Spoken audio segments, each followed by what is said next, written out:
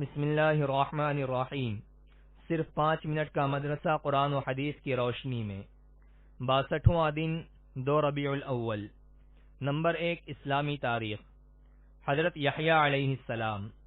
حضرت یحییٰ علیہ السلام حضرت زکریا علیہ السلام کے فرزند اور اللہ تعالیٰ کے نبی تھے۔ وہ نیک لوگوں کے سردار اور زہد و تقوی میں بے مثال تھے۔ اللہ تعالیٰ نے بچپن سے ہی علم و حکمت سے نوازا تھا۔ انہوں نے شادی نہیں کی تھی، مگر اس کے باوجود ان کے دل میں گناہ کا خیال بھی پیدا نہیں ہوا۔ وہ اللہ تعالیٰ کے خوف سے بہت رویا کرتے تھے۔ اللہ تعالیٰ نے ان کو اور ان کی قوم کو صرف اپنی عبادت و پرستش، نماز و روزے کی پابندی اور صدقہ خیرات کرنے اور کثرت سے ذکر کرنے کا حکم دیا تھا۔ چنانچہ انہوں نے اپنی قوم کو بیت المقدس میں جمع کر کے اللہ کے اس پیغام کو سنایا۔ ان کی زندگی کا اہم کام حضرت عیسیٰ علیہ السلام کی آمد کی بشارت دینا اور رشد و ہدایت کے لیے راہ ہموار کرنا تھا۔ جب انہوں نے دعوت و تبلیغ کا کام شروع کیا اور اپنے بعد حضرت عیسیٰ علیہ السلام کے آنے کی خوشخبری سنائی، تو ان کی بڑھتی ہوئی مقبولیت یہودی قوم کو برداشت نہ ہو سکی اور حجت بازی کر کے اس عظیم پیغمبر کو شہید کر ڈالا اور اپنے ہی ہاتھوں اپنی دنیا و آخرت کو برباد کر لیا۔ نمبر 2 حضور صلی اللہ علیہ وسلم کا معجزہ، تھوڑی سی کھجور میں برکت۔ حضرت نعمان بن بشیر رضی اللہ عنہ کی بہن بیان کرتی ہیں کہ خندق کی کھدائی کے موقع پر میری والدہ عمرہ بنت رواحہ نے مجھے بلایا اور میرے دامن میں ایک لب یعنی دونوں ہتھیلی بھر کر کھجور دی اور فرمایا، یہ اپنے والد اور اپنے ماموں عبداللہ بن رواحہ کو دے آؤ۔ چنانچہ میں چلی، وہاں پہنچ کر اپنے والد اور ماموں کو تلاش کرنے لگی۔ اتنے میں رسول اللہ صلی اللہ علیہ وسلم نے مجھے دیکھ لیا تو فرمایا، اے بیٹی ادھر آؤ۔ میں آپ صلی اللہ علیہ وسلم کے پاس پہنچی تو آپ صلی اللہ علیہ وسلم نے پوچھا، یہ کیا ہے؟ میں نے کہا، یہ تھوڑی سی کھجور ہے، میری والدہ نے میرے والد اور میرے ماموں کے واسطے بھیجی ہے۔ تو حضور صلی اللہ علیہ وسلم نے فرمایا، میرے پاس لاؤ۔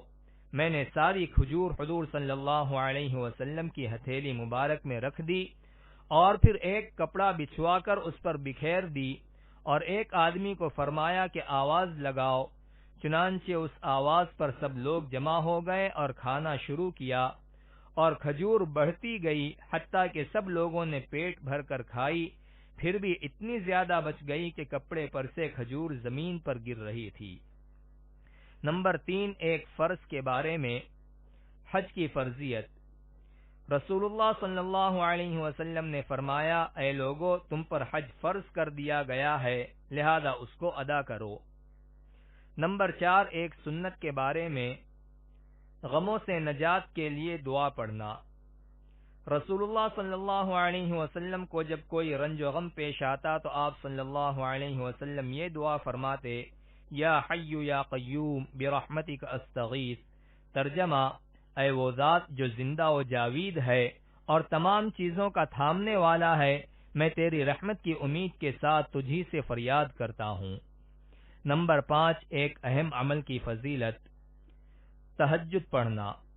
رسول اللہ صلی اللہ علیہ وسلم نے فرمایا، جب کوئی آدمی رات کو اٹھ کر اپنی بیوی کو بیدار کرتا ہے اور اگر اس پر نیند کا غلبہ ہو تو اس کے چہرے پر پانی چھڑک کر اٹھاتا ہے اور پھر دونوں اپنے گھر میں کھڑے ہو کر رات کا کچھ حصہ اللہ کی یاد میں گزارتے ہیں تو ان دونوں کی مغفرت کر دی جاتی ہے۔